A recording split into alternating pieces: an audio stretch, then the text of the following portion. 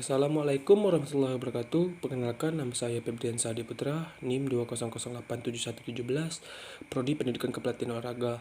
Baiklah, di sini saya akan menjelaskan indikator penilaian gerak dan kualitas gerakan. Yang pertama adalah irama gerakan. Irama gerakan adalah kesesuaian dengan ketepatan antara pengaturan dan pengalihan impuls tenaga kepada otot-otot yang bekerja dengan kebutuhan yang diperlukan dalam pelaksanaan setiap bagian gerakan irama. Irama gerakan adalah ciri-ciri yang menggambarkan kecepatan antara pelaksanaan bagian-bagian gerak dengan dimensi ruang dan waktu yang diperlukan pada setiap gerakan. Karakter irama gerakan. Yang pertama, kesesuaian pemberian impuls tenaga kepada otot yang bekerja sesuai dengan kebutuhan tugasnya. Yang kedua, ketepatan waktu yang digunakan. Yang ketiga, luas ruangan yang digunakan. Yang keempat, kecepatan momentum gerakan. Yang kelima adalah adapun indikator yang diamati. Yang pertama, kecepatan pemakaian waktu dalam ruangan, kelancaran gerakan. Maksudnya di sini adalah tidak tersendat-sendat, tidak ada gerakan yang berlebihan atau kekurangan akibat ketidaksesuaian pemberian impuls tenaga. Dalam belajar motorik, irama gerakan merupakan salah satu ciri koordinasi yang harus dikuasai. Tanpa penguasaan irama gerakan dengan baik, maka setiap pemecahan tugas gerakan tidak akan dicapai dengan baik. Yang kedua adalah kekonstanan gerakan, adalah akurasi ketepatan pengulangan gerakan yang sama yang dilakukan secara berulang kali. Akurasi yang dimaksud baik dalam artian proses maupun dalam artian produk. Karakteristik kekonstanan gerakan. Yang pertama adalah sangat dipengaruhi oleh keadaan kondisi fisik. Semakin rendah kondisi fisik, semakin tidak konstan ketepatan pelaksanaan gerakan. Yang kedua adalah memerlukan latihan pengulangan gerakan yang cukup banyak. Yang ketiga, sangat dipengaruhi oleh kestabilan fisikis. Yang keempat adalah semakin tinggi tingkat penguasaan gerakan, semakin tinggi kekonstanan gerakan. Yang kelima, sangat dipengaruhi oleh faktor lingkungan, sarana dan prasarana, iklim dan penonton. Indikator yang diambil adalah kestabilan kualitas ketepatan gerakan, baik dalam artian proses maupun dalam artian produk. Yang ketiga adalah hubungan gerakan. Hubungan gerakan adalah suatu proses transfer impuls tenaga dari suatu bagian tubuh yang lain dengan proses transfer impuls tenaga dari suatu bagian tubuh yang lain, atau proses transfer impuls dari alat gerak ke alat gerak lain sehingga terjadinya hubungan gerakan. Karakter hubungan gerakan adalah ketergantungan pelaksanaan gerakan berikutnya dari pelaksanaan gerakan sebelumnya. Kualitas pelaksanaan suatu gerakan mempengaruhi kualitas gerakan berikutnya.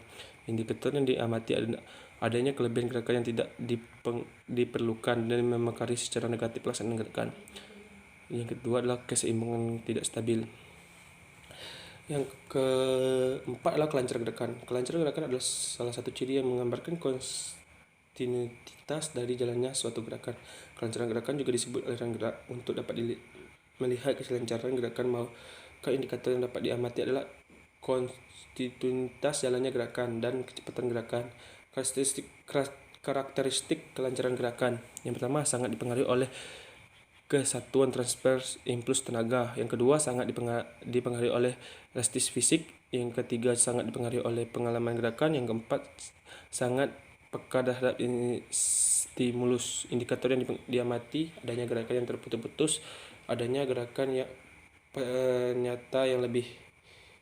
Yang kelima adalah keluasan gerakan. Luas gerakan adalah luas ruangan yang terpakai oleh bagian tubuh atau seluruh tubuh dalam melaksanakan bagian atau keseluruhan gerakan. Karakteristik luas gerakan yang lebih-lebihan terlalu sempit dari yang seharusnya. Yang kedua, luas gerakan yang terlalu sempit cenderung mengakibatkan frekuensi gerakan yang tinggi.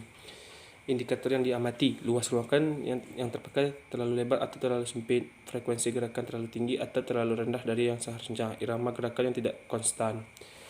Yang keenam adalah kecepatan gerakan. Kecepatan gerakan dapat dilihat dari dua arti, yaitu kecepatan gerakan dalam arti proses dan kecepatan dalam arti produk.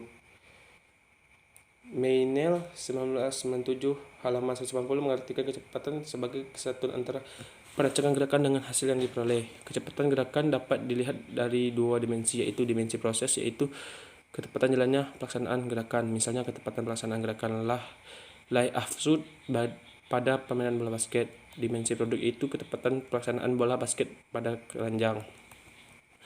Karakteristik ketepatan gerakan, semakin tepat proses akan semakin tepat produk yang dihasilkan. Semakin kurang baik proses, semakin kurang baik produk. Indikator yang dapat diamati: kualitas pelaksanaan gerakan, ketepatan waktu, ketepatan perkenaan, ketepatan pemakaian ruangan. Yang ketujuh adalah kecepatan gerakan. Kecepatan gerakan adalah kecepatan pelaksanaan bagian atau serangkaian gerakan yang diukur dari dimensi waktu atau waktu yang terpakai untuk pelaksanaan sebagai atau keseluruhan gerakan. Karakteristik kecepatan gerakan dipengaruhi oleh banyak tenaga yang digunakan. Yang kedua, arah gerakan, lurus, berbelok atau berbalik. Yang ketiga, panjang lintas gerakan. Yang keempat, dipengaruhi oleh kelancaran gerakan. Indikator yang dapat diamati: peningkatan, pengurangan atau konstanan waktu yang dipakai. Program gerakan. Program gerakan adalah bentuk konstruksi suatu gerakan yang dibangun oleh seseorang secara fisikis berdasarkan informasi atau instruksi yang diterima dan yang diolehnya. Faktor yang mengaruhi program gerakan: lengkapan informasi oleh seseorang tentang bentuk dan sifat gerakan yang dia lakukan. Yang kedua, tidak mengerti terhadap informasi tertentu, misalnya istilah-istilah yang digunakan. Yang ketiga, kurangnya pengalaman gerakan. Yang keempat, salah mengerti terhadap informasi yang diberikan.